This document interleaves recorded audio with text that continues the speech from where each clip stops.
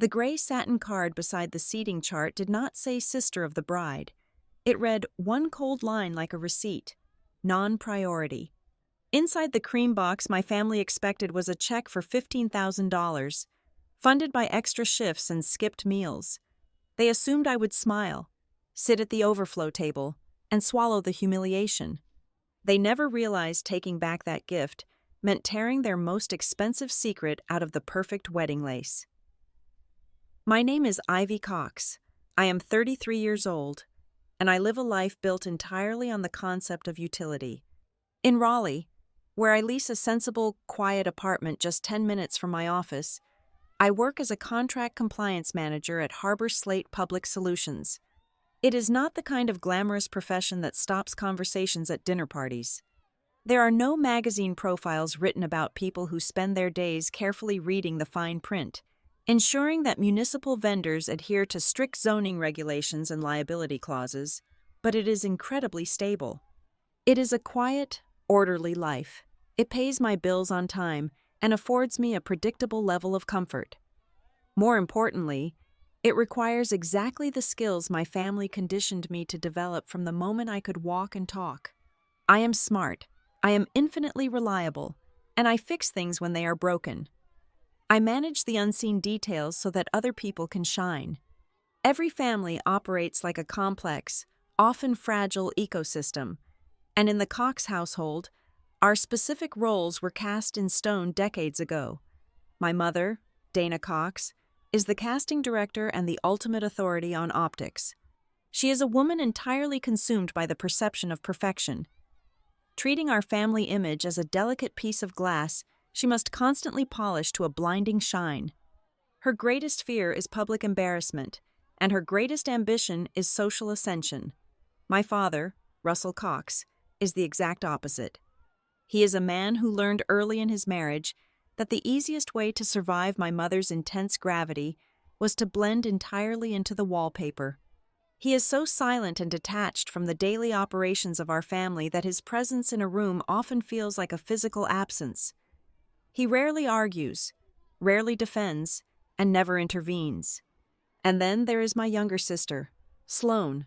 Sloane was born to be the showpiece. If I was the foundation of the house, the poured concrete and steel rebar hidden deep beneath the dirt, Sloane was the crystal chandelier swinging brilliantly in the foyer. From the time we were little girls, she was the one dressed in pristine white dresses that miraculously never caught a single stain. She was the one taking private ballet lessons, flashing bright, camera-ready smiles for the annual holiday cards, and effortlessly drawing the center of gravity in any room she entered. She was not expected to be useful. She was only expected to be flawless. Growing up in that shadow, I became the one people called when reality intruded on the fantasy. I was the designated problem solver. If Sloane forgot her science project on the kitchen counter, I was the one driving it to her middle school during my lunch break. If my mother double-booked a social obligation, I was the one tasked with drafting the perfectly polite, carefully worded email to cancel the lesser event without causing offense. I cleaned up the emotional and logistical messes. I organized the storage room before guests arrived. I took the photographs at every family gathering, ensuring Dana, Russell, and Sloane were framed perfectly against whatever picturesque backdrop my mother had meticulously selected. Consequently, I was almost never in the photographs myself. I was the reliable one. I was the sturdy, uncomplaining daughter who did not need to be celebrated because she was always too busy managing the logistics of the celebration. There was only one person in my entire life who saw me as a complete human being rather than a convenient household appliance. My grandmother, Nora Cox. When I was with her, sitting on the porch or walking along the water, the deafening noise of my mother's expectations faded into nothing. Nora never asked me to fix her computer, audit a bill, or pick up her dry cleaning. She asked me what books I was reading. She asked me if I was happy with my career. She looked at me with kind, knowing eyes that recognized my worth entirely apart from what physical labor I could do for other people. When she passed away, she took that unconditional gaze with her. Her death left a massive, echoing void in my chest that I never figured out how to fill.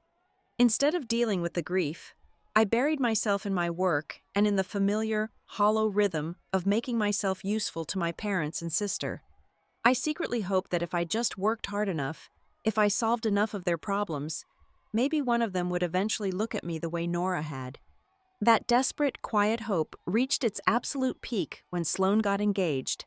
The man she chose was Nolan Mercer. He was everything my mother had ever dreamed of for her golden child.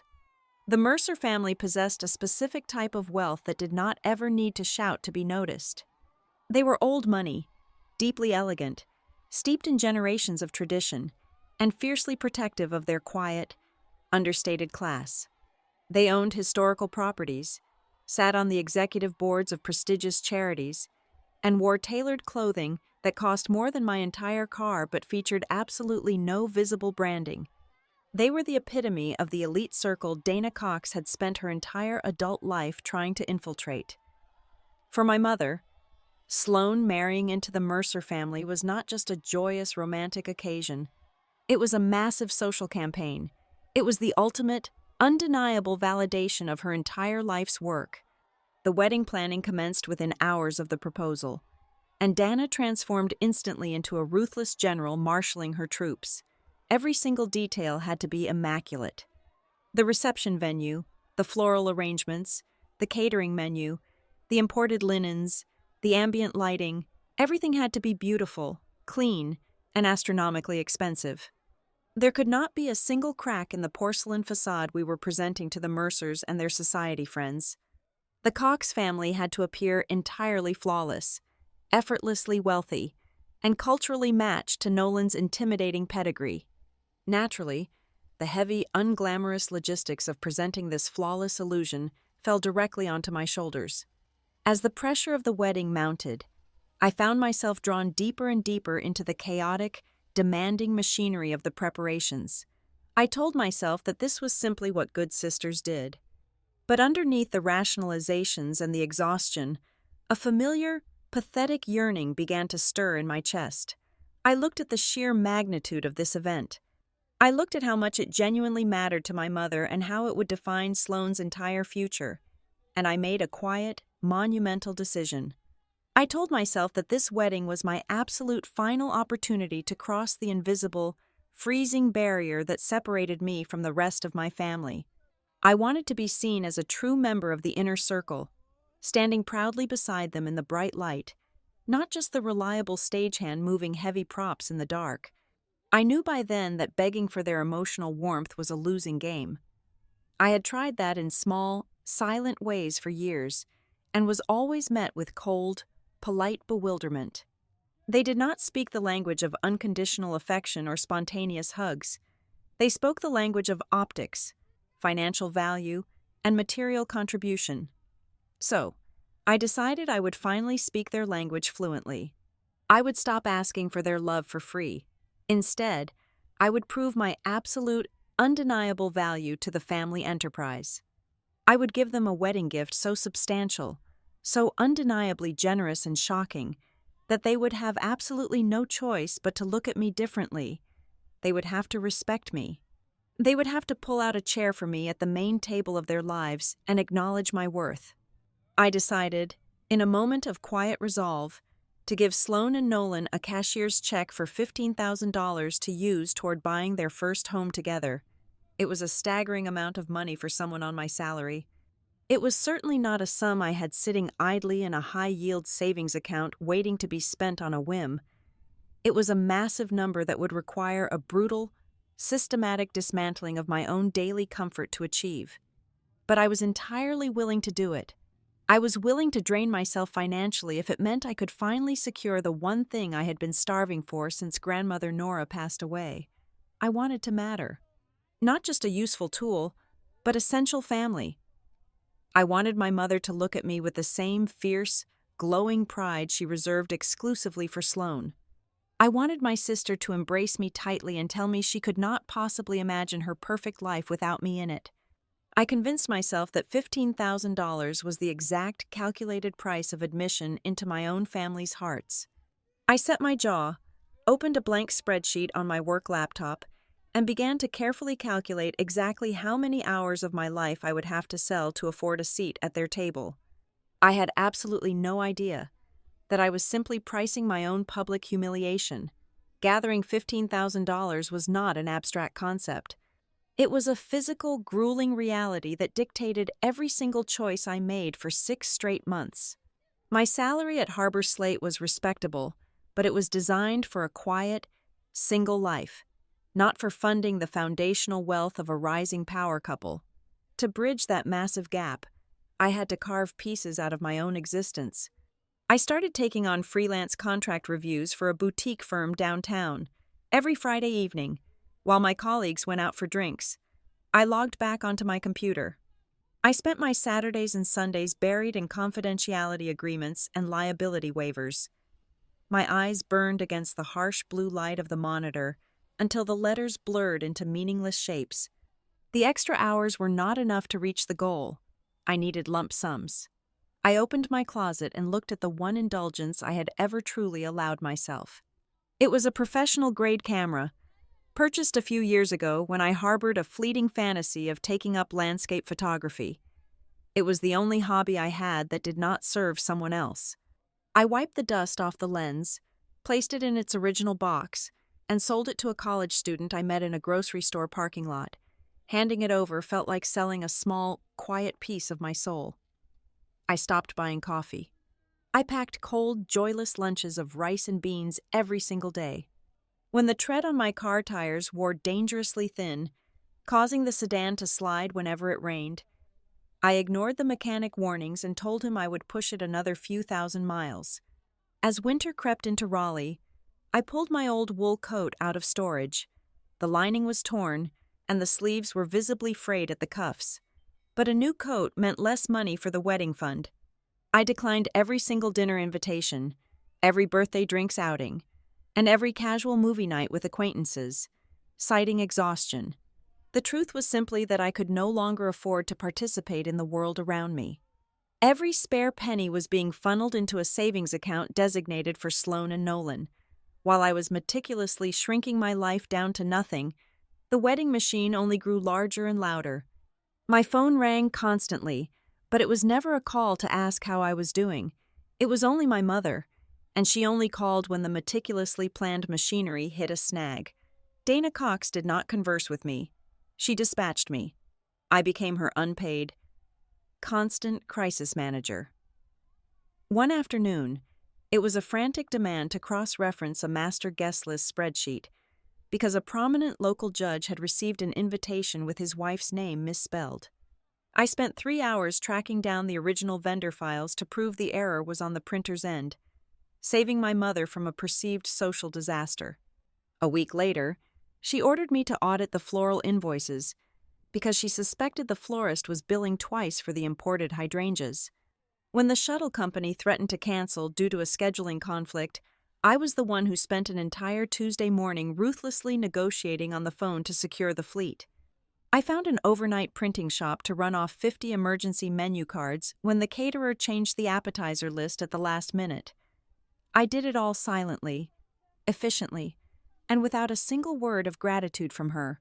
Sloan, on the other hand, had perfected a different kind of manipulation. She never demanded anything directly. Instead, she used a weaponized sweetness that made it impossible to say no. My phone would light up with a text message from her, usually filled with exaggerated distress. She would write that she was totally overwhelmed and on the verge of tears over the seating chart. Then would come the hook. She would say I was the only person she trusted to handle things perfectly. She would tell me I was so organized, so capable, so much better at the boring details than she could ever be. It sounded exactly like a compliment. It felt, for a fleeting second, like validation, but it was just a highly polished, incredibly polite method of delegating invisible labor. She was patting me on the head so I would keep pulling the cart, because I was so desperate for her approval. I swallowed the hollow praise and did exactly what she wanted. The sheer volume of tasks they assigned me created a perpetual state of exhaustion and distraction. I was running on fumes, balancing my actual job, my weekend freelance work, and my role as the unofficial wedding coordinator. It was in the middle of this blinding fatigue that the fatal moment occurred. It was a Thursday afternoon. I was at my desk at Harbor Slate, drowning in a complex municipal compliance audit, when an email from my mother popped into my inbox. It was flagged with high importance. Attached was a thick digital document regarding Blue Heron Cottage. Blue Heron Cottage was Grandmother Nora's lake house. It was a modest, weathered property, but it was the only place in the world where I possessed entirely happy memories. After she passed, the house had been placed into a family trust. My mother called me 5 minutes after the email arrived. Her tone was brisk and entirely casual. She told me it was just some routine paperwork that needed a digital signature before the end of the business day. She claimed it was merely a necessary update for the property taxes and a standard authorization for some upcoming roof maintenance before the winter storms hit. My eyes were throbbing from staring at contracts all day. My mind was entirely consumed by the fact that I was only $500 away from hitting my $15,000 goal for the wedding gift. I looked at the dense legal jargon on the screen. My entire career was built on reading the fine print, on catching the hidden traps in legal documents. But this was my mother. Surely, in the midst of planning her golden child's perfect wedding, she was just trying to cross one more tedious administrative task off her endless list. I did not read the document. I did not scrutinize the clauses or question the timing. I simply scrolled to the bottom, typed my name into the digital signature box, and hit send. I wanted to get back to my work. I wanted to finish my shift so I could take one more freelance job and finally secure the money that would change my standing in the family. I believed with every fiber of my being that the money would act as a magical key. A few weeks later, when the final deposit cleared, I walked into my local bank branch and asked the teller to print a cashier's check. Watching the machine spit out that thick, watermarked piece of paper was the most profound emotional experience I had felt in years. I held it in my hands, feeling the physical weight of my own sacrifice. It represented 6 months of eating terrible food, driving on dangerous tires, and wearing a ragged coat. It represented the loss of my camera and the forfeiture of my weekends. In my mind, it was not just a financial instrument, it was a glittering, undeniable proof of my worth. I bought a beautiful cream-colored box and laid the check inside. I stared at it for a long time. The check became the ultimate symbol of my deepest, most pathetic illusion. I truly believed that if I gave them enough of myself, if I bled enough out onto the table, they would finally have no choice but to gather me up and treat me like real family. I thought I was purchasing a permanent seat at the main table. I was completely blind to the fact that they were already building a fence to keep me out entirely. The realization of my exclusion did not arrive like a sudden, violent storm crashing through the roof of our house. It crept into my life softly. It was wrapped in velvet layers and hand-delivered in polite little installments over the course of the spring. The very first package of this reality arrived on a Tuesday evening when Sloane formally announced the final members of her bridal party. I had spent that entire afternoon fixing a massive formatting error on her digital save-the-date invitations, assuming my role in the upcoming wedding would naturally reflect my blood tie to the bride. But when the glossy cardstock announcements were mailed out to the extended family, my name was completely absent from the pristine list. Instead, there were 4 women carefully selected for the coveted role. There was her former college roommate, a girl who worked alongside her at the boutique fashion firm, and 2 women she frequently played doubles with at the local tennis club. They were all uniformly tall, blonde, and effortlessly wealthy. When I finally gathered the courage to ask my mother about the glaring omission, trying desperately to keep my voice steady and reasonable over the phone, she let out a soft, pitying sigh. She told me it was strictly an issue of squad aesthetics. She explained in a slow, patronizing tone that Sloane had a very specific visual palette in mind for the altar photographs, and the bridesmaids needed to look perfectly cohesive. Her tone implied I was being utterly unreasonable for even asking the question. The conversation left me feeling entirely hollow and profoundly stupid for ever hoping I would be standing next to my own sister on her most important day. From that point forward, a clear and invisible boundary line was drawn directly through the center of the wedding preparations. I quickly realized there were two entirely separate group chats operating simultaneously on my phone. One was a lively, joyful thread that I was absolutely not invited to join. That was the inner circle. That was the exclusive digital space where the chosen bridesmaids and my mother discussed the upcoming bachelorette trip to a luxury resort, the matching silk robes they would wear while getting ready, and the private dress-fitting appointments in Atlanta. I only knew about these glamorous events because my mother or sister would casually mention them in passing, assuming I was perfectly fine with being left standing in the cold. I was completely excluded from the dress fittings, entirely left out of the early family portrait sessions booked to capture the pre-wedding glow, and removed from the core narrative of the celebration. Instead, I was a captive and permanent audience member in the secondary communication channel. That thread was a relentless, stressful barrage of logistical nightmares and last-minute panics. In that space, my constant presence was completely mandatory. My mother and sister treated me like an unpaid, on-call concierge service that was not allowed to sleep. While they were sipping expensive champagne and pinning up delicate hemlines, I was instructed to drive downtown in heavy traffic to deliver 75 heavy welcome bags to the boutique hotel where the wealthy out-of-town guests were staying. I was the one commanded to manually edit the master guest list spreadsheet late at night to fix glaring spelling errors they had carelessly made. When the expensive graphic designer used the wrong font on the acrylic directional signage, I was the one ordered to draft the stern, demanding email to negotiate a rapid reprint. Perhaps the most degrading task of all was playing the role of Sloane's personal attack dog. Whenever a hired vendor displeased her, she absolutely refused to handle the conflict herself because she desperately wanted to remain the sweet, blushing bride in everyone's eyes. Instead, she would text me frantically, demanding I call the florist or the lighting technician to express her extreme dissatisfaction and demand immediate changes. I absorbed all the friction, all the anger, and all the stress, so her hands could remain perfectly clean. The true depth of my marginalization became glaringly obvious about 3 weeks before the ceremony. I had been summoned to the event venue, a sprawling historical estate just outside the city limits, to drop off a heavy box of hand-painted table numbers that Sloane had carelessly forgotten in the trunk of my car. Marin Ellis, the high-priced wedding planner my mother had hired to manage the spectacle, was sitting at a folding table with her sleek silver laptop open. She was a sharply dressed woman who operated with the ruthless, cold efficiency of a corporate executive. As I set the heavy cardboard box down beside her coffee cup, she looked away to answer an urgent phone call from the head caterer. In that brief, unguarded window of time, my eyes naturally drifted to her glowing screen.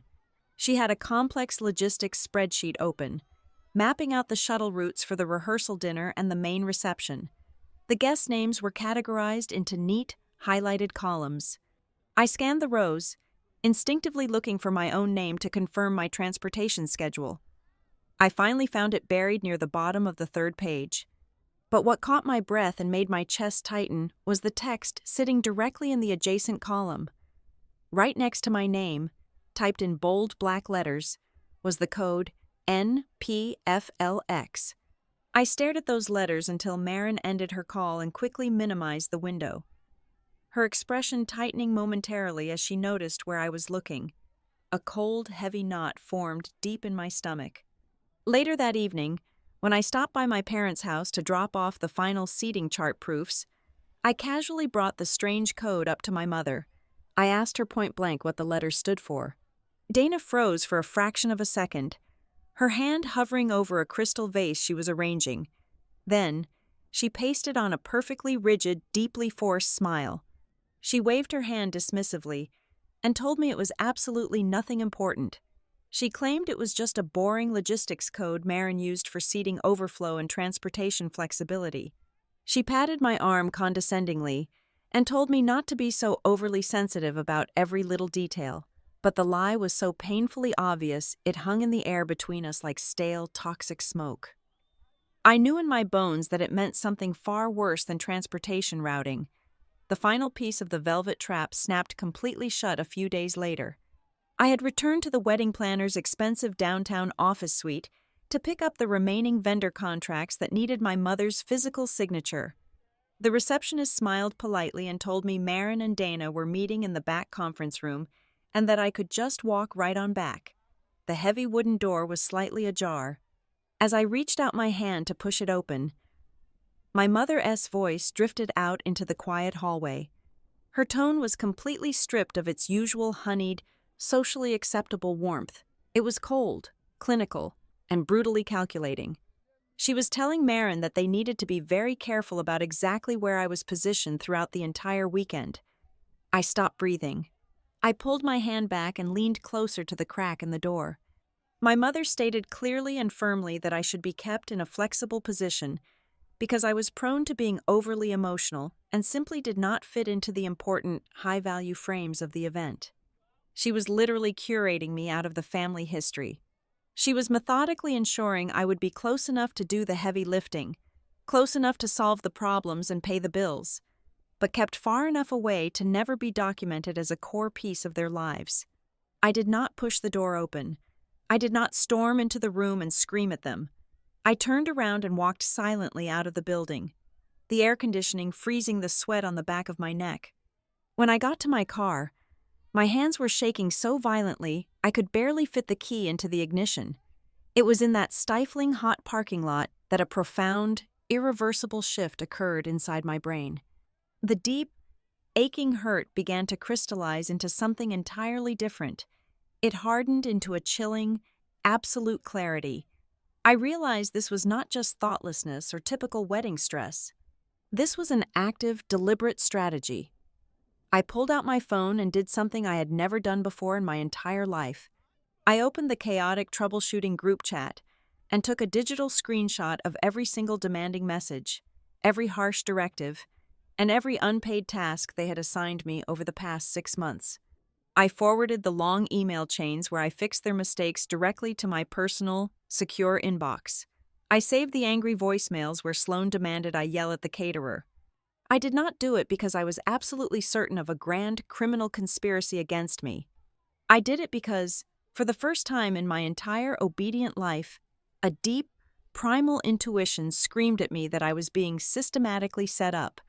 I was quietly collecting the pieces of a puzzle I could not yet fully see, preparing myself in the shadows for the exact moment the ugly picture finally revealed itself to the light. The wedding week arrived with the suffocating pressure of a highly anticipated theatrical premiere, and it was during these final days that my family taught me a very specific lesson. They taught me that humiliation is not always a loud, public screaming match.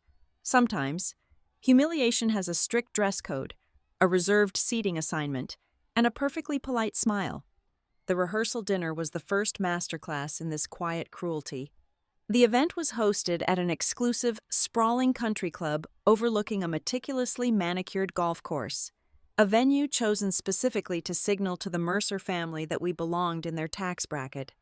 The dining room was a vision of old-world elegance, smelling faintly of roasted meats, expensive wine, and heavy floral centerpieces. I walked into the room expecting to take my natural place among my relatives. I looked at the long, magnificent head table adorned with glowing candles and silver cutlery. My parents were seated there, radiating triumphant joy. Sloan and Nolan sat at the center, glowing like minor royalty.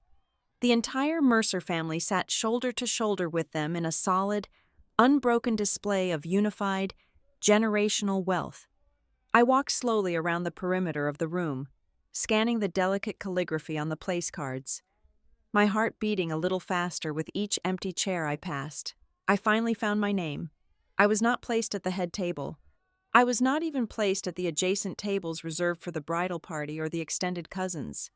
My designated seat was tucked far away in the back corner of the room, positioned at a small, cramped round table pushed directly against the swinging wooden doors of the kitchen. Every time a waiter rushed out with a heavy tray, a blast of hot, greasy air hit the back of my neck. I looked at my table mates. I was seated next to two of my mother's casual acquaintances from a local charity board and a very elderly couple I had absolutely never seen before in my entire life. When I caught my mother's eye across the massive room, she did not look guilty. She smoothly excused herself from a conversation and glided over to my dark corner, holding a crystal champagne flute. Before I could even articulate my profound embarrassment, she leaned down and whispered softly into my ear. She said we had to rely on diplomatic distribution tonight. She claimed that putting a reliable, sturdy family member at the overflow tables made the secondary guests feel valued and entertained. She delivered this explanation with such a soft, maternal tone, perfectly disguising the brutal underlying message. The message was simply that my presence at the head table was not aesthetically or socially profitable to her campaign. I was being managed like a mild inconvenience. I sat down, swallowed the heavy lump in my throat, and picked up my fork. Halfway through the main course, I glanced up toward the front of the room and made direct eye contact with Celeste Mercer. Nolan's mother was a formidable, highly intelligent woman who missed absolutely nothing in a social setting. She was seated directly across from my mother at the head table. Celeste paused with her wine glass hovering halfway to her mouth. She looked at me, sitting entirely isolated in the shadows near the service doors, and then she slowly shifted her gaze to the empty spaces between the Cox and Mercer families. I watched the polite, aristocratic warmth wash completely out of her eyes. It was instantly replaced by a sharp, calculating suspicion. Celeste came from a world where family loyalty was paramount, and she clearly recognized a deliberate, tactical exile when she saw one. The polished facade my mother had worked so hard to build was showing its first major hairline fracture, and Celeste was staring right at it. I survived the dinner, smiled when required, and drove back to my apartment in absolute silence. Just past midnight, as I was staring at the ceiling, my phone vibrated on the nightstand.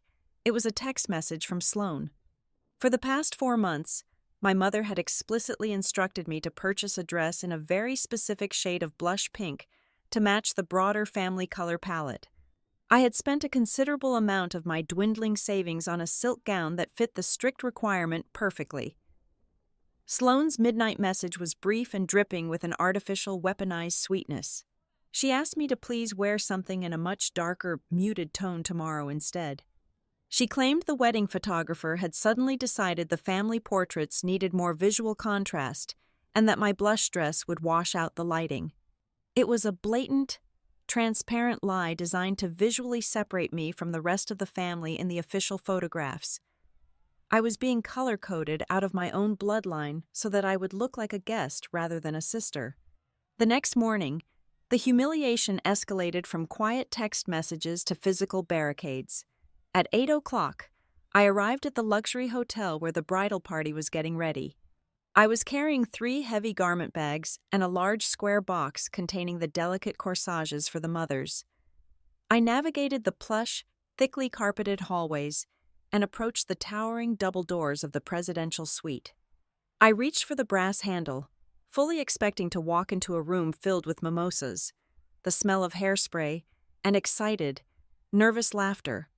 Instead, a stern woman wearing a discreet earpiece and holding an electronic tablet stepped directly into my path. She asked for my name.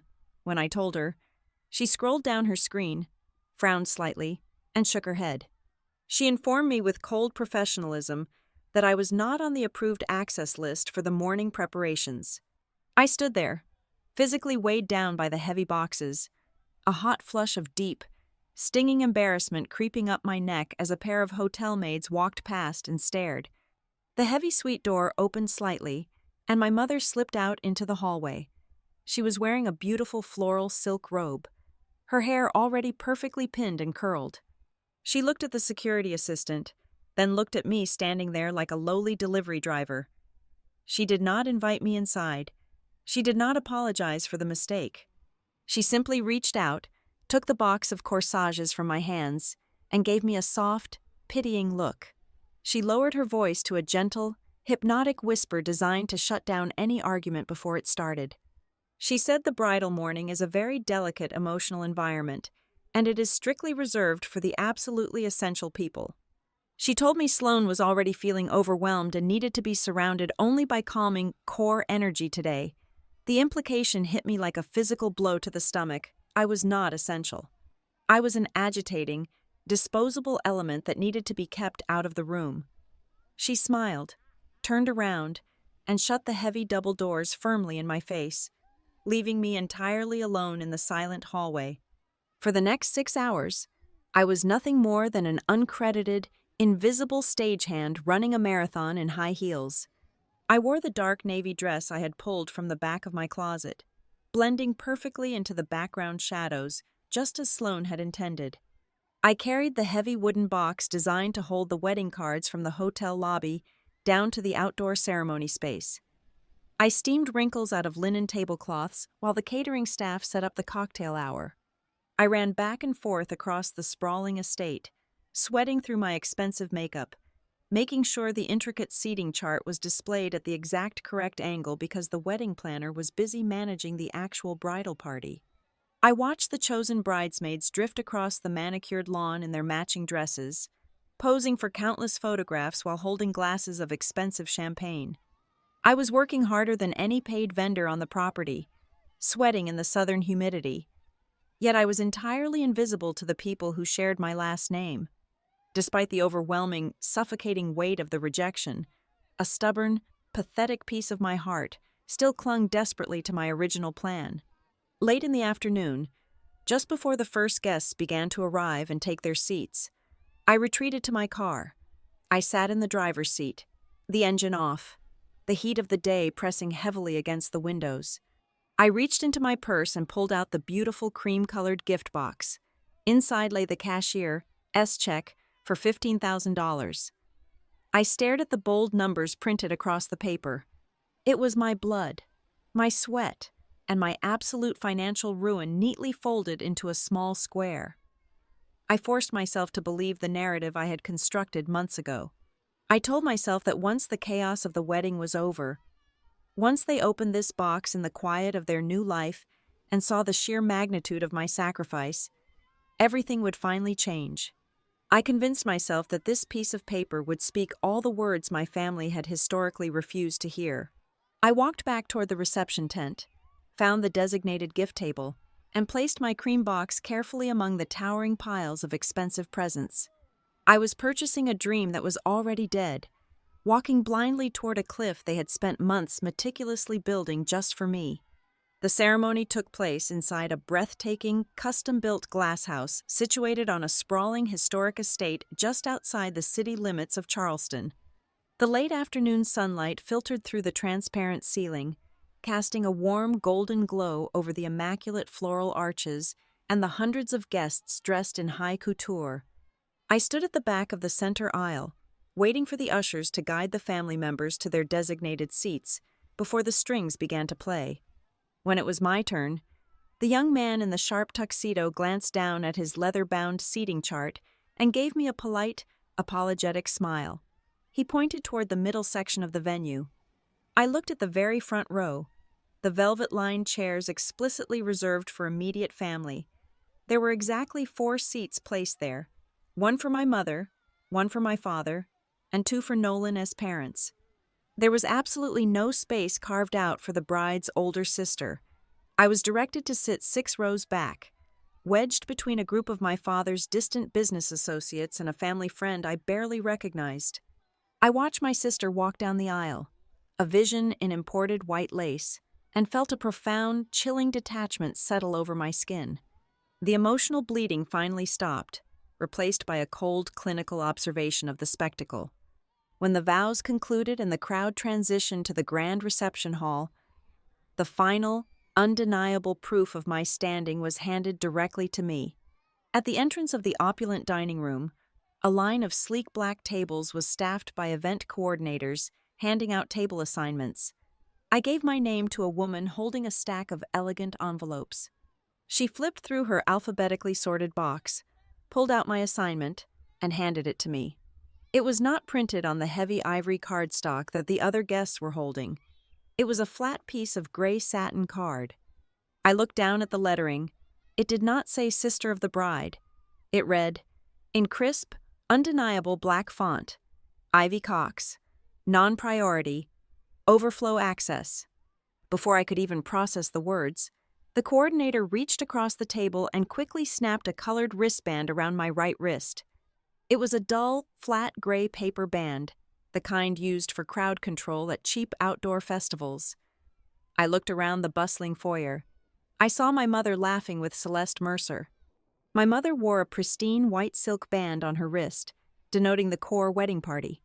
Celeste and the other high-profile guests wore glittering gold bands that granted them access to the premium open bars and the exclusive lounge areas.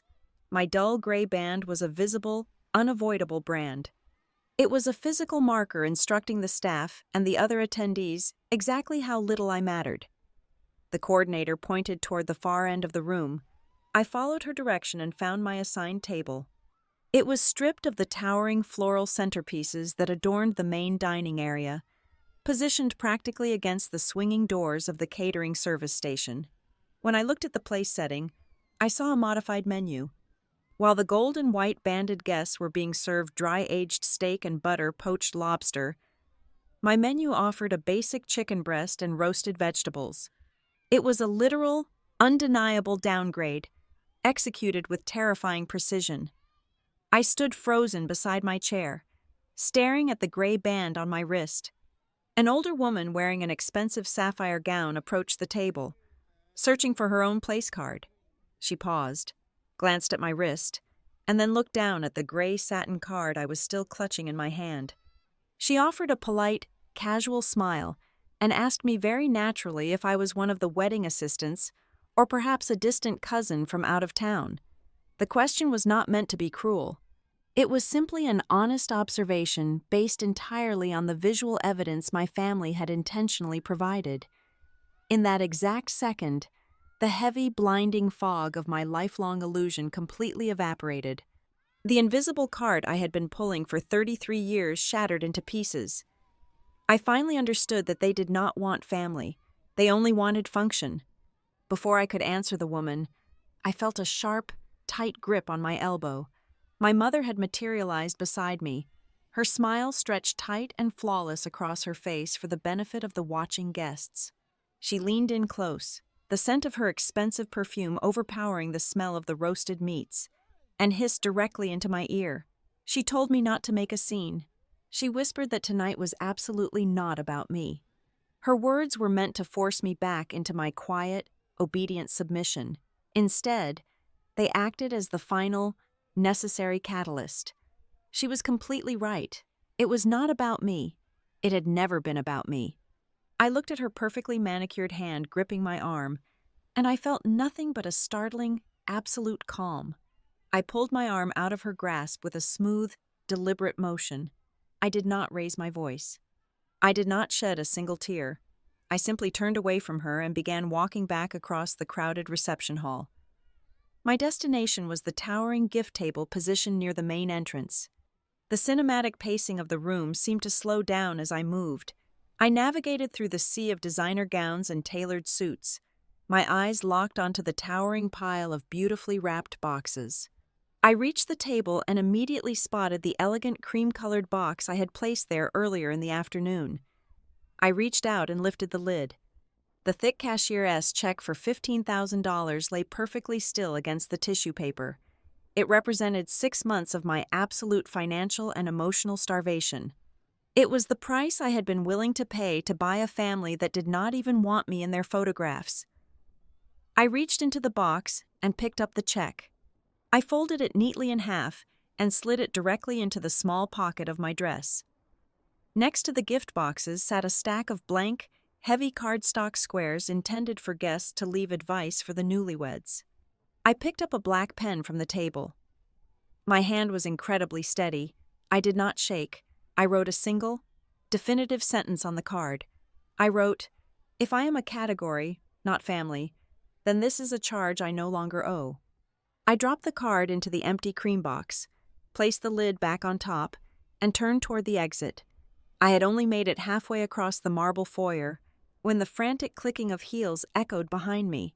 Sloane was practically running toward me, clutching the heavy skirts of her custom wedding gown in her hands to keep from tripping. Her face was flushed with panic and sudden, blazing anger. Several guests had turned their heads, watching the bride abandon her own reception to chase someone toward the doors. She caught up to me just as I reached the grand glass exit. She grabbed my shoulder, her voice a harsh, furious whisper. She demanded to know what I was doing. She accused me of trying to ruin her perfect night and actively trying to embarrass her in front of the Mercer family. I stopped and turned to face my sister. I looked at the beautiful white dress, the flawless hair, and the desperate, selfish panic burning in her eyes. I did not feel the familiar urge to fix her problem. I did not feel the need to shrink myself down to protect her image. I looked at her with a chilling, hollow detachment. I kept my voice incredibly low, ensuring only she could hear the absolute finality in my tone. I told her she did not want me here. I told her she only wanted my gift. She opened her mouth to argue, but the truth of the statement paralyzed her. She had no defense because she knew I had finally read the blueprint she and our mother had drawn. I did not wait for a response. I pushed open the heavy glass doors and walked out into the cool, humid evening air. I walked down the sweeping driveway toward my car, leaving the glittering glass house, the expensive flowers, and the carefully curated lies completely behind me. The $15,000 check rested safely against my side, a heavy, tangible promise that I would never again pay a single cent to belong to people who only saw me as an unpaid debt. The morning after the wedding, I woke up in my quiet apartment to the blinding glare of sunlight hitting my bedroom floor and the frantic, relentless vibrating of my phone against the nightstand. For a long time, I just lay there beneath the heavy quilt, staring at the ceiling, feeling the phantom weight of the gray paper wristband still clinging to my skin. When I finally reached for the device, the screen was a chaotic battlefield of digital notifications. There were 42 missed calls and over 80 text messages, almost entirely from my mother and my father. Overnight, while I was sleeping in the silent aftermath of my departure, my family had been incredibly busy constructing a bulletproof, highly fictionalized narrative of the evening's events. They had rapidly built a defensive wall of lies to protect their pristine image from the fallout of my exit. According to the frantic texts from my mother, the humiliating seating arrangement and the degraded menu were simply unfortunate logistical errors made by an incompetent catering staff. Instead of acting with grace, her messages claimed, I had suffered a massive, hysterical loss of control. I had deliberately chosen to ruin my younger sister's perfect day out of deep-seated, pathetic jealousy. My mother's final message was a masterpiece of emotional extortion. She demanded that I immediately courier the $15,000 check back to them if I had any desire whatsoever to salvage the fractured remains of our family relationship. I opened a social media application and found Sloane's freshly updated profile. She had posted a flawless, highly edited photograph of herself and Nolan twirling on the marble dance floor under the glass ceiling. The caption beneath the image was sickly sweet, but contained a razor-sharp, passive-aggressive hook. She wrote about being surrounded by true love and explicitly noted that absolutely nothing and no one could ever ruin the most perfect night of her entire life. They were entirely aligned. They were gaslighting me on a public stage, desperately trying to force me back into the comfortable role of the unstable, unreliable daughter who had to buy her way back into their good graces. Before I could even process the sheer audacity of their strategy, a new message popped onto my screen. It was not from a family member, it was from Maren Ellis, the high-priced wedding planner. The message was brief, stripped of her usual overly polished corporate enthusiasm. She wrote that she was profoundly sorry for how the evening unfolded. She said she had something physical I desperately needed to see, and she firmly stated that her professional conscience would not allow her to stay silent while my mother blamed the event staff for the humiliation. She asked me to meet her at a small, independent coffee shop on the edge of the downtown district in 1 hour. I dressed mechanically, my mind buzzing with a strange, electrical static. When I arrived at the cafe, the heavy scent of roasted espresso beans hit me. Maren was already sitting in a back corner booth, wearing dark sunglasses and gripping a ceramic mug with tense, white-knuckled fingers. As I slid into the wooden seat across from her, she did not offer any polite small talk. She reached into her leather tote bag, pulled out a thin manila folder, and pushed it across the scratched wooden table toward me. She explained, her voice trembling slightly with suppressed anger, that my mother had spent the entire morning screaming at her over the phone, threatening to ruin her business by publicly blaming her agency for the seating disaster. Marin refused to be the scapegoat for their cruelty. I opened the folder. Inside was a stack of printed email threads. I looked at the top page. It was a direct communication from Sloane to Marin, dated 3 weeks before the ceremony. I read my sister's exact words. Sloane had explicitly requested the creation of the non-priority label. She had specifically mandated my placement in the overflow section by the kitchen doors.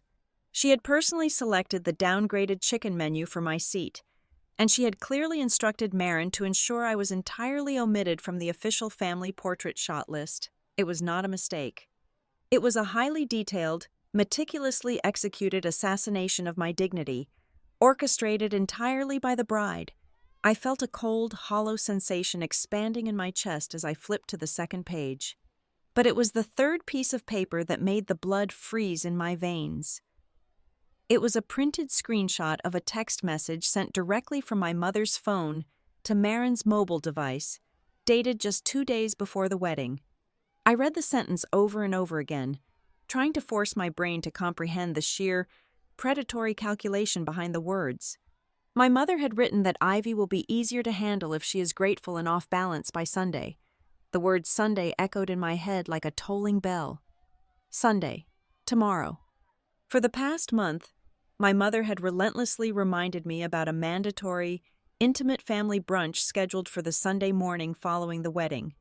She had pitched it as a beautiful, quiet moment for family healing and connection after the chaos of the event. She had also casually mentioned, in that same breezy, dismissive tone she always used when delegating chores, that a notary would be stopping by the house during the brunch. She claimed it was just to quickly finalize those minor, tedious maintenance and tax documents regarding Blue Heron Cottage that I had digitally signed weeks ago. I stared blindly at the cafe wall as the invisible puzzle pieces slammed violently into place. Blue Heron Cottage was Grandmother Nora's property. It was a family trust. My mother did not want me off balance simply because she enjoyed being cruel. She wanted me completely destabilized, humiliated, and drowning in the desperate need to earn back her affection so that I would blindly sign away my legal rights to my grandmother's estate. The entire wedding degradation was a psychological softening tactic. They knew I was bringing a massive financial gift, but that was just a bonus. The main target was the real estate. They needed me to feel so small, so utterly worthless and isolated by Sunday morning, that I would eagerly sign any legal document they put in front of me just to stop the bleeding and be allowed back into the fold. Marin watched my face drain of color. She whispered that she had no idea what was supposed to happen on Sunday, but she knew a coordinated ambush when she saw one.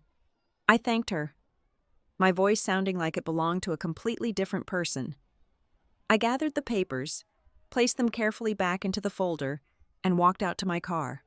I had barely closed the car door when my phone rang again. This time, the caller identification displayed an unknown number. I answered cautiously. The voice on the other end was smooth, aristocratic, and fiercely intelligent. It was Celeste Mercer.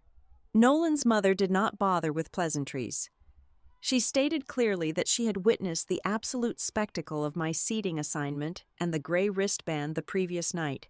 She said she had spent decades navigating the vicious, subtle warfare of high society, and she knew exactly what a deliberate, public execution looked like. She refused to believe the frantic lies my mother was currently spinning to her about my supposed mental instability. Celeste asked me, her tone dropping into a serious, commanding register, why a biological sister? A woman who had clearly spent the entire weekend doing the physical labor of 10 hired hands would be treated like a diseased pariah at her own family's celebration. She wanted the truth. and she wanted it before her son's life became permanently entangled with people who operated with such chilling malice. Sitting in the baking heat of my parked car, gripping the steering wheel with one hand and the manila folder with the other, a profound, irreversible transformation occurred deep inside my mind. For my entire adult life, I had believed I was the problem. I thought I was simply not good enough, not bright enough, or not successful enough to warrant their love. I thought I was overly sensitive. I thought I was crazy. But as Celeste Mercer's demanding, validating voice filled the quiet space of my car, the lifetime of heavy, suffocating guilt instantly evaporated.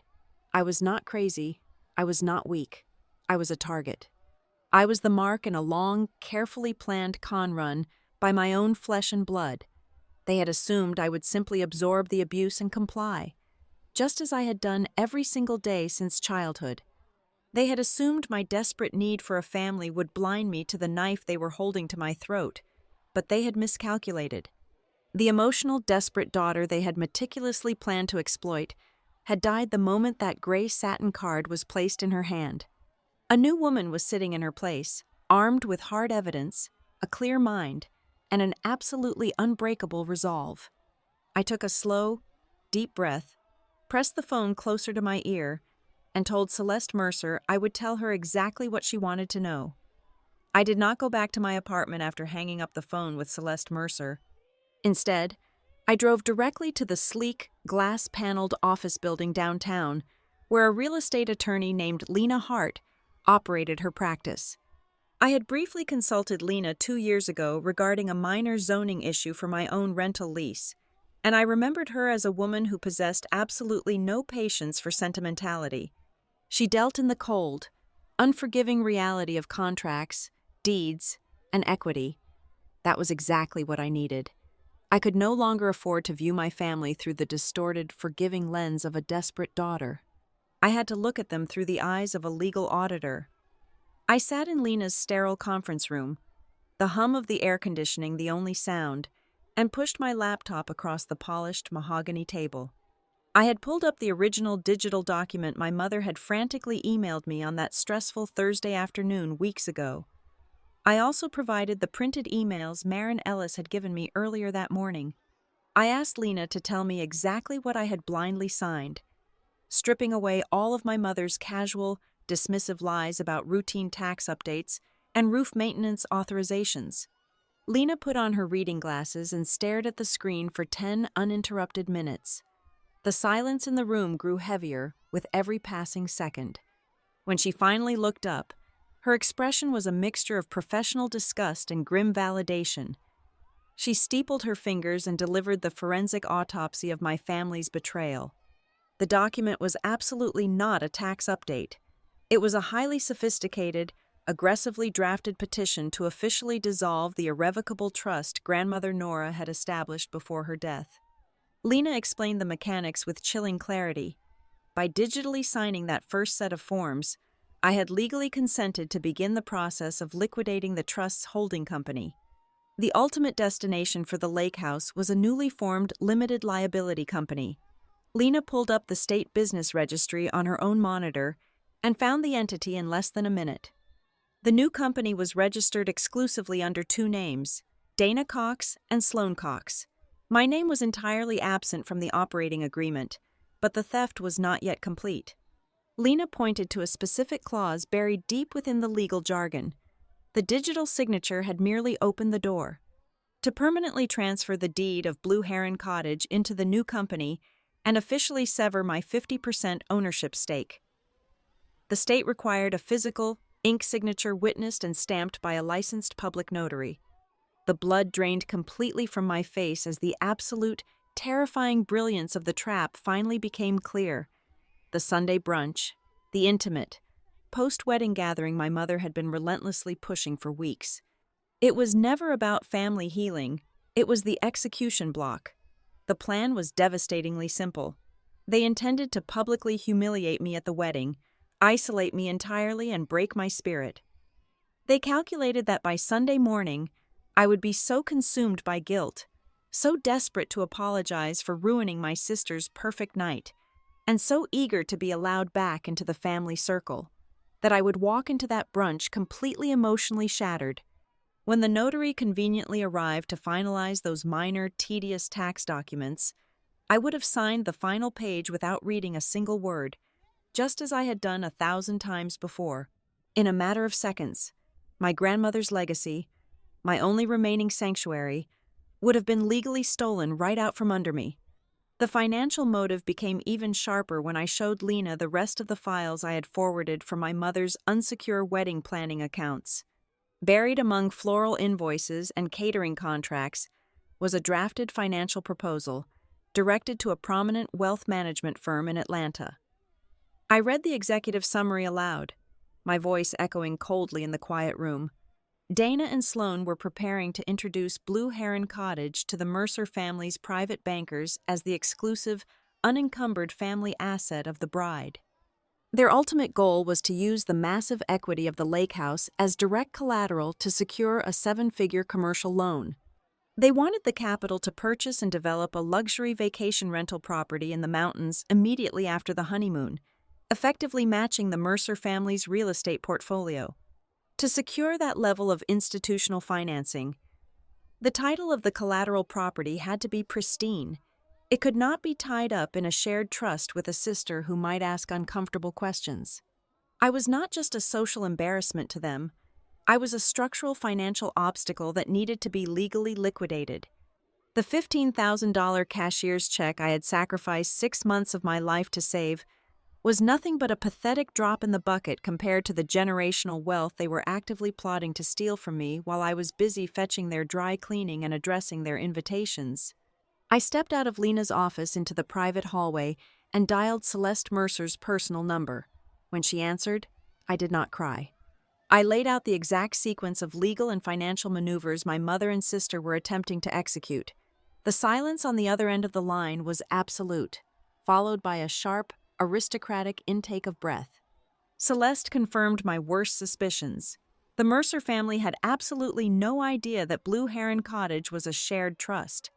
Sloan had repeatedly and explicitly told Nolan that the historic lake house was her own private inheritance, a quiet place she intended to bring their future children. The Mercers, who prided themselves on immaculate financial vetting and conservative investments, were walking blindly into a fraudulent equity loan application orchestrated by their new in-laws. Celeste's voice hardened into polished steel. She told me she despised liars, but she despised amateurs even more. She assured me she would not say a single word to her son or my mother prematurely. We needed them to fully commit to the performance. When I walked back into the conference room, Lena had printed out a thick stack of counter documents. She looked at me, her eyes sharp and assessing. She told me the most dangerous thing I could do right now was react with emotion. My family had spent my entire life using my empathy and my desperate need for validation as a weapon against me. If I called my mother right now and screamed at her, she would immediately pivot, play the victim, cancel the notary, and find a quieter, more insidious way to forge the transfer later. Lena leaned across the table and gave me the most important advice of my life. She told me to let them lie just one more time, let them build the stage, let them gather the audience, and let them bring the pen. Only then would I drop the anvil. We would block them with ironclad legal injunctions, presented to the exact right people, at the exact right moment. Driving back to my apartment that evening, the city lights blurring past my windshield, the final, agonizing layer of the conspiracy settled perfectly into place: the gray satin card, the restricted access. The label of non-priority, it was never just petty, mean-spirited bullying, it was a highly calculated psychological warfare tactic. By visibly categorizing me as a secondary, disposable element in front of the extended family and the Mercers, my mother was proactively building a narrative. She was creating a public record of my estrangement. If I was widely perceived as a chaotic, ungrateful outsider who caused scenes and did not fit in with the family's elevated status, then quietly removing my name from a family asset later would seem entirely justified to anyone who asked. They were not just stealing my property, they were drafting a script where they were the victims of a difficult relative, legally protecting their assets from my supposed instability. They had designed a flawless machine to erase me, but they had made one fatal miscalculation. They assumed I would never look under the hood. They assumed I would remain the blind, obedient workhorse until the very end. I parked my car, walked into my apartment, and placed the thick folder of legal documents directly next to the cream-colored box containing my $15,000 check. I did not feel sad anymore. The aching, pathetic girl who just wanted a seat at her sister's wedding was completely gone. I set my alarm for Sunday morning, ready to attend a brunch I would ensure they never, ever forgot. Saturday morning arrived with the sterile clarity of a hospital room. I was no longer operating under the hazy, suffocating cloud of a daughter desperate for affection. I was operating as a woman who had never been afforded the luxury of making a single mistake.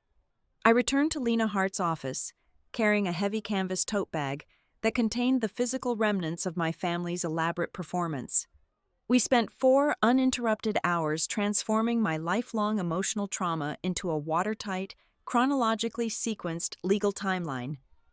I laid the items out across the wide mahogany conference table. First was the photograph I had taken of the gray satin seating card. Next to it, I placed the plain paper overflow wristband I had carefully removed from my wrist, followed by the printed receipt for the downgraded menu I had obtained from the catering manager before leaving the venue. We placed the printed copies of my mother's text messages directly beneath the heavily redacted trust dissolution documents. It was no longer a tragic family misunderstanding. Spread across the polished wood, it was a documented timeline of premeditated financial fraud and psychological abuse, culminating perfectly at the upcoming Sunday brunch. To solidify the narrative, Lena required an independent witness. We drafted a formal affidavit, and I drove it across town to Marin Ellis. The wedding planner met me in the lobby of her luxury office building.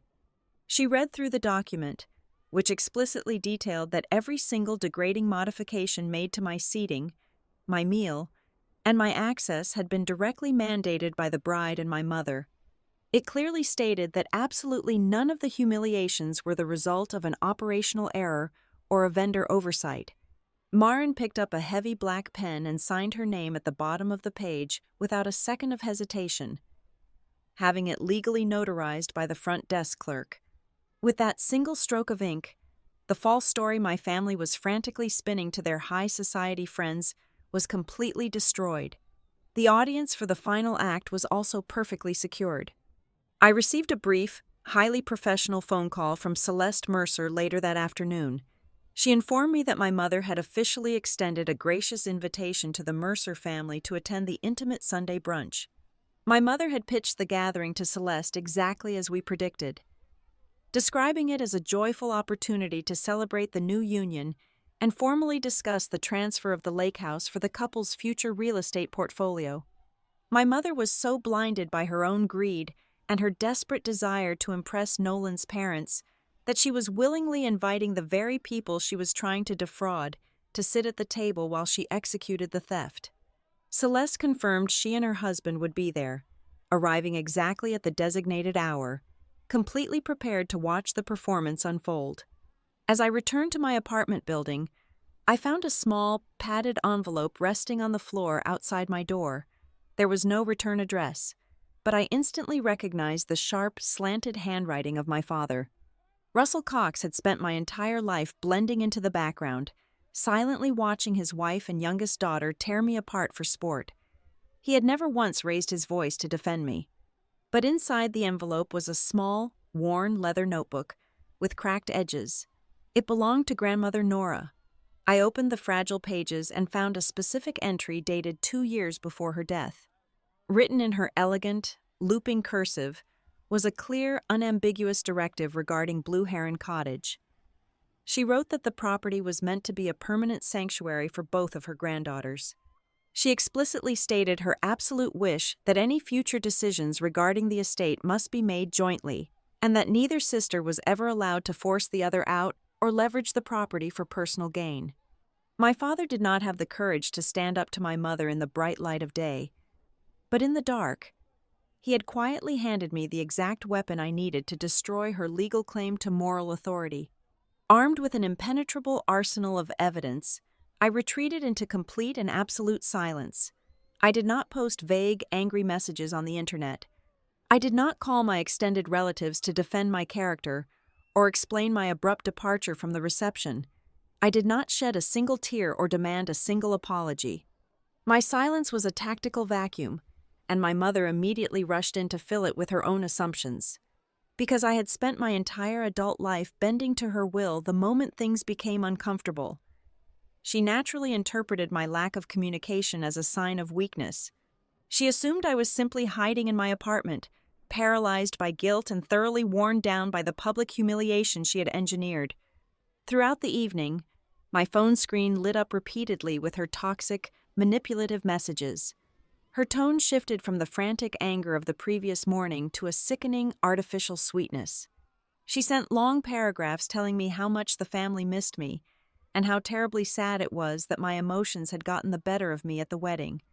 She wrote that they were all ready to forgive and forget. The final message was the hook she had been building toward all along.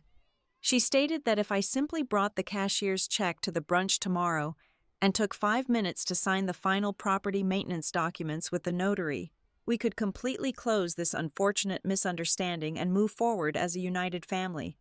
I read her words, marveling at the sheer, terrifying ease with which she lied. I picked up my phone and typed exactly one sentence in response. I wrote, "I will be at the brunch." I pressed send and placed the device face down on the kitchen counter.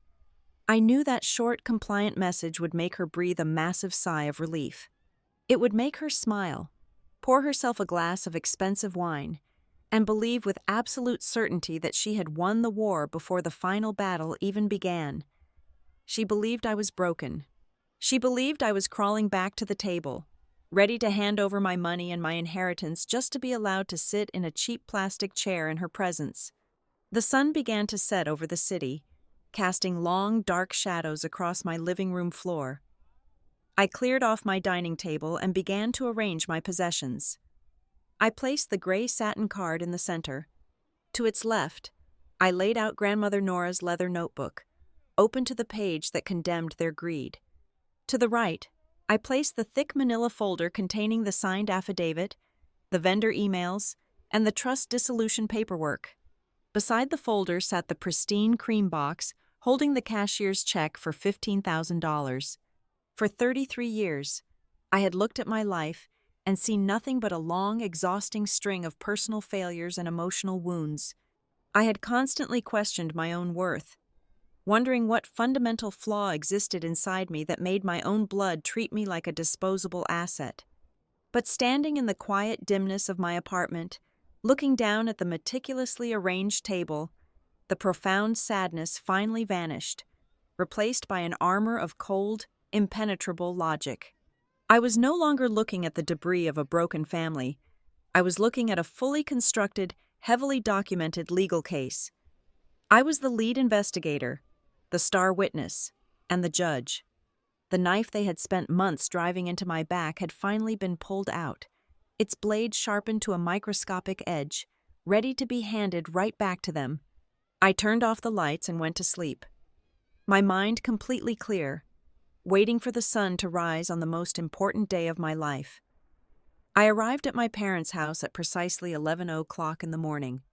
The suburban street was painfully quiet, lined with towering oak trees and perfectly manicured lawns that revealed absolutely nothing about the people living behind the heavy wooden doors. I walked up the paved driveway holding a slim, unmarked leather portfolio case tucked under my left arm. Inside that thin case was the complete and utter destruction of my mother's carefully curated reality. I rang the brass doorbell, my heart beating with a slow, heavy, and completely unbothered rhythm. I was no longer walking into a family gathering. I was walking into a deposition. My father opened the door. Russell Cox looked exactly as he always did, a man trying desperately to shrink into his own tailored sweater. He did not meet my eyes. He mumbled a quiet greeting, staring at the polished hardwood floor, and stepped aside to let me pass. He led me into the formal dining room, a space usually reserved for major holidays and orchestrated displays of wealth. My mother had set the stage with a terrifying level of precision. The massive mahogany table was draped in her most expensive, imported ivory linen tablecloth. The antique bone china, with its delicate gold rim, was laid out flawlessly. Sunlight caught the edges of the crystal water goblets and the heavy silver cutlery. The room smelled of freshly brewed artisanal coffee, warm vanilla pastries, and the sharp, undeniable scent of impending manipulation. Dana Cox was a woman who fundamentally believed that if she strictly controlled the physical aesthetics of an environment, the truth would naturally sit down, fold its napkin, and behave itself.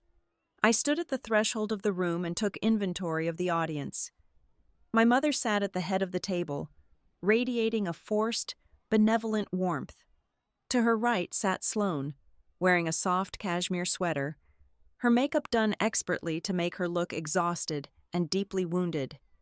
Nolan sat beside my sister. However, his usual relaxed, wealthy charm was completely absent.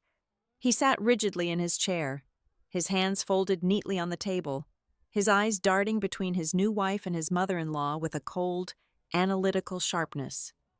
Celeste Mercer sat directly across from them. She was drinking black coffee, her posture impeccable, looking less like a wedding guest and more like a predatory bird patiently waiting for a mouse to step into the open. Sitting at the very end of the table, looking distinctly uncomfortable and out of place, was a middle-aged man in a cheap gray suit with a leather briefcase resting at his feet. My mother had introduced him as a local public notary, invited under the incredibly transparent guise of conveniently finalizing some tedious family paperwork while everyone was happily gathered together. I took the only remaining empty chair, placed my thin leather portfolio onto my lap beneath the tablecloth, and folded my hands. Because the portfolio was so slim, they all collectively assumed it contained exactly what they demanded. They thought it held the cashier's check for $15,000, ready to be surrendered. My mother poured me a cup of coffee with a terrifyingly gentle smile. She did not raise her voice. She did not yell. She initiated the ambush using the familiar, suffocating tone of moral superiority she had weaponized against me my entire life. She looked around the table, ensuring she had a captive audience, and began her prepared monologue. She stated softly that family is the most important institution in the world, and that true family must always know how to practice grace and forgiveness. She looked at me with deep, manufactured pity. She said she understood that weddings are highly emotional events, and that my feelings had simply gotten the better of my judgment. She declared that I had severely overreacted to a minor catering error and created a deeply unfortunate scene, but that she was willing to completely overlook my outburst. She paused, taking a delicate sip of her coffee, and then delivered the final terms of my surrender. She told me that the only decent, honorable thing left to do was to return the wedding gift to my sister, sign the pending maintenance documents the notary brought, and allow the family to officially close the door on this embarrassing misunderstanding. She smiled warmly at Celeste, projecting the image of a patient, long-suffering mother dealing with an unstable child. Sloane immediately picked up her cue. She did not look at me. She stared down at her untouched plate of pastries and let out a soft, trembling sigh. She played the role of the traumatized bride with Oscar-worthy dedication. She said her wedding night, the night she had dreamed about since she was a little girl, was forever haunted by her older sister's profound selfishness. She claimed the memory of me storming out of the venue was a dark cloud hanging over her new marriage. She dabbed at the corner of her eye with a linen napkin, whispering that she just wanted peace and for her sister to stop trying to ruin her happiness. I sat completely motionless, letting their toxic words wash over me like water over a stone. I did not defend myself. I did not explain the gray wristband or the degraded menu. I simply watched Nolan. As Sloane performed her delicate weeping, Nolan did not reach out to comfort her. He did not rub her shoulder or offer a reassuring word. He simply watched her cry, his jaw clenched tight. He was beginning to see the cracks in the porcelain. The room fell into a heavy, expectant silence. They were waiting for me to break. They were waiting for the apologies to spill out of my mouth, for me to place the check on the table and reach blindly for the notary's pen. But before the silence could stretch any further, Celeste Mercer smoothly intervened. She set her coffee cup down with a sharp, decisive click against the saucer. She looked directly at my mother, her expression entirely neutral, but her eyes burning with a fierce, terrifying intelligence. Celeste casually remarked that the wedding was indeed a beautiful spectacle, but she was very eager to discuss the future. She leaned forward slightly and brought up Blue Heron Cottage. She asked Dana, in a tone that sounded perfectly polite, but demanded absolute precision, to clarify the exact nature of the property they were transferring to the newlyweds today. My mother did not hesitate. Blinded by her own arrogance and the desperate need to secure the Mercer family's approval, she walked willingly into the jaws of the trap. She smiled a bright, confident smile at Celeste. She answered smoothly, her voice ringing out clearly across the quiet dining room. She stated unequivocally that the lake house was the exclusive, unencumbered family asset of the bride. She claimed it was a generational property that Sloan had inherited, and that today they were merely completing a minor technical procedure to officially place it into a holding company for the young couple to use as leverage for their future investments. The lie was massive, beautifully delivered, and entirely fraudulent. Celeste did not blink. She simply nodded slowly, her gaze shifting from my mother to me. This was the moment. The fuse had burned all the way down to the powder. I looked at my mother. I did not glare. I did not raise my voice above a conversational whisper. The sheer calmness of my tone made the hair on the back of my father's neck stand up. I asked her very lightly, "Are you absolutely sure you want to say that in front of everyone?" My mother looked at me, a brief flash of irritation crossing her perfectly powdered face. She hated being challenged, especially in front of an audience she was trying to manipulate. She tightened her jaw, maintaining her forced smile, and gave a sharp, definitive nod. She said yes, she was perfectly sure, and she told me to stop stalling and hand over the paperwork so the notary could do his job. That single, arrogant nod locked the final exit door of her burning house. She had verbally committed to the fraud in front of the exact people she was trying to defraud, in front of a licensed officer of the state, and in front of the daughter whose inheritance she was actively stealing. The entire room seemed to hold its collective breath. The cheerful morning sunlight streaming through the windows suddenly felt cold and clinical. I reached beneath the heavy ivory tablecloth. I did not pull out the small cream-colored gift box they were expecting. Instead, I lifted the heavy, dark leather portfolio and placed it squarely in the center of the table, right next to the crystal vase of imported flowers. I unzipped the metal fastener with a slow, deliberate motion. I placed my right hand flat against the leather cover, feeling the solid weight of the documents resting underneath my palm. For the first time in 33 years, I was no longer apologizing for existing. I was placing my hand firmly onto the steering wheel of my own life, and I was about to drive it directly through their grand illusion. The sound of the metal zipper cutting through the suffocating silence of the dining room was the loudest noise I had ever heard. I opened the thin leather portfolio and drew out the stack of documents I had meticulously organized with Lena Hart the previous day. I did not rush. I moved with the slow, deliberate precision of a surgeon. I took the first piece of paper, the printed email thread between my sister and the wedding planner, and slid it directly across the polished mahogany table toward Nolan. I told him in a quiet, perfectly steady voice that he should read exactly how his new wife had specifically demanded that I be labeled as non-priority and physically hidden by the kitchen doors to preserve the aesthetic of his wedding. Next, I pulled out the catering invoice. I placed it next to the email, pointing out the clear, documented instruction to downgrade my meal while the rest of the guests were served the premium menu. Then, I withdrew the printed screenshot of the text message my mother had sent to Marin Ellis. I pushed this page directly in front of Celeste Mercer. I suggested she read it carefully. I told her it was my mother explicitly outlining her strategy to keep me off balance and emotionally devastated, so that I would be easier to handle by Sunday morning. Finally, I pulled out the thick, heavily redacted stack of legal paperwork my mother had sent me weeks ago under the guise of routine property taxes. I placed the trust dissolution documents dead center on the table, right beside the crystal vase of imported flowers. I looked at the audience gathered around me and announced that this was the true purpose of the beautiful Sunday brunch.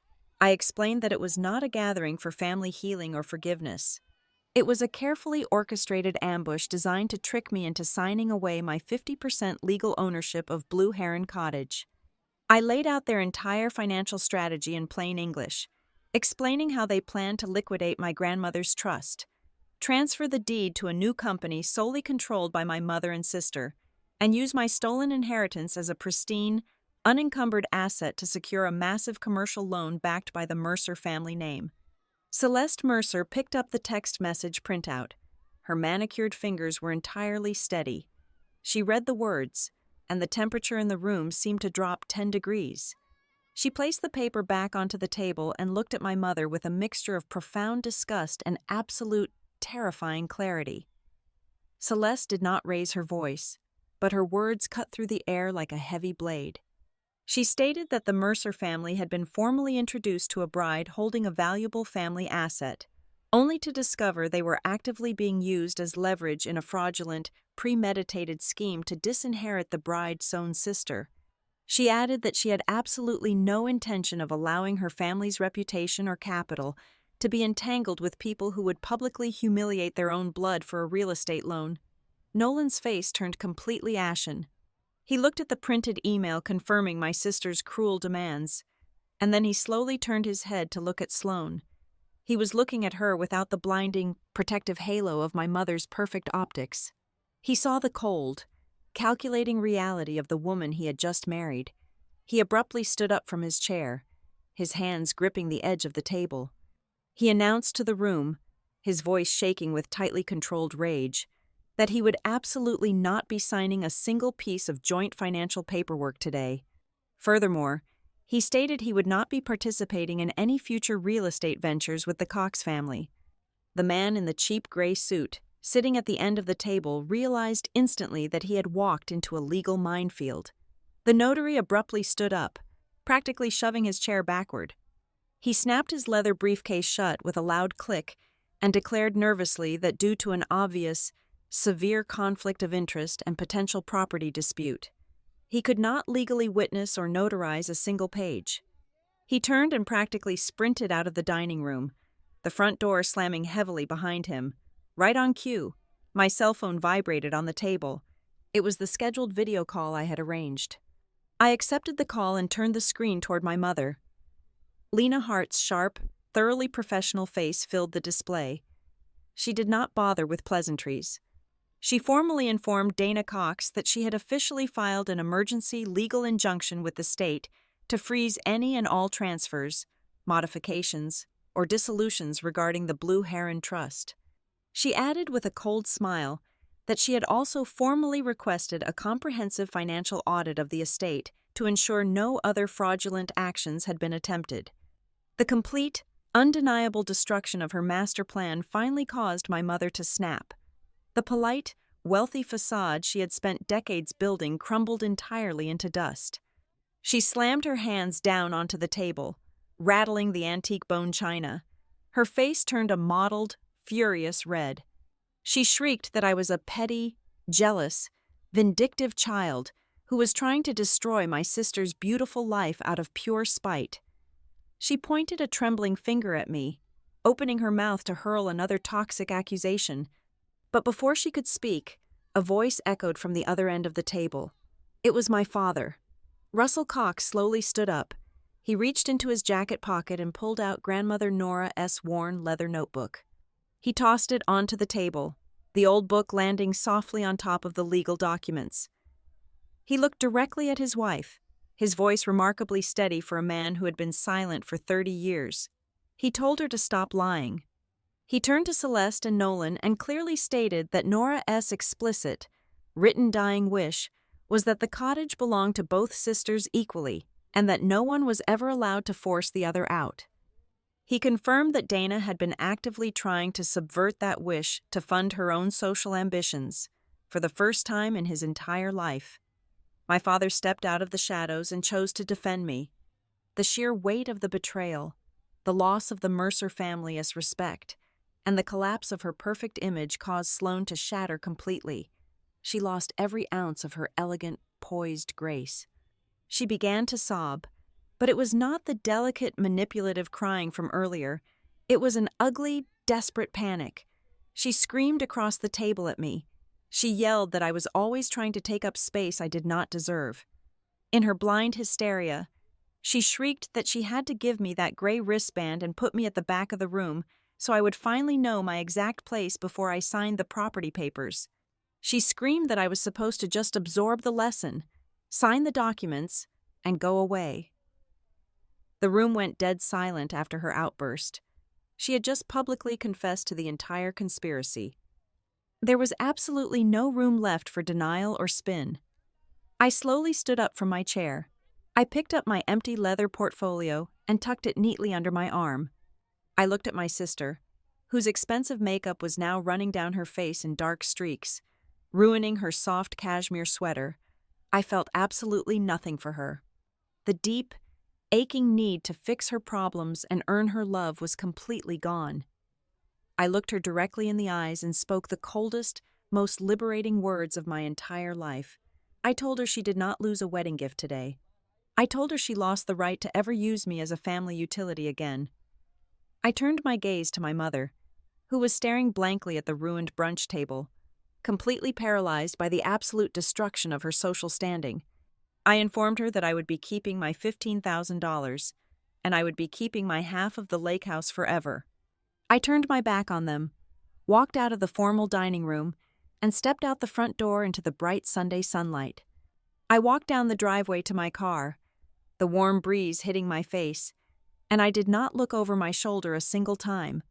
Several months later, the chaotic noise of my former family had completely faded into silence. I took the $15,000 I had sacrificed so much to save and began a massive renovation of Blue Heron Cottage. I restored the wooden porch, fixed the roof, and painted the walls a bright, welcoming white. It is no longer just an asset or a piece of leverage, it is my sanctuary. On the day the renovations were finished, I hung a small, custom-made wooden sign on the wall directly above the kitchen table. It reads, "Every seat here is equal." Back in my apartment in Raleigh, tucked safely away in the bottom drawer of my desk, sits the gray satin non-priority card. I kept it not out of sadness, but as a permanent physical reminder that the exact day they tried to push me down into the dirt was the exact day I finally stopped begging for a seat at their table and decided to build my own. Thank you for listening to this story. Please let me know in the comments where you are listening from so we can interact and share our thoughts.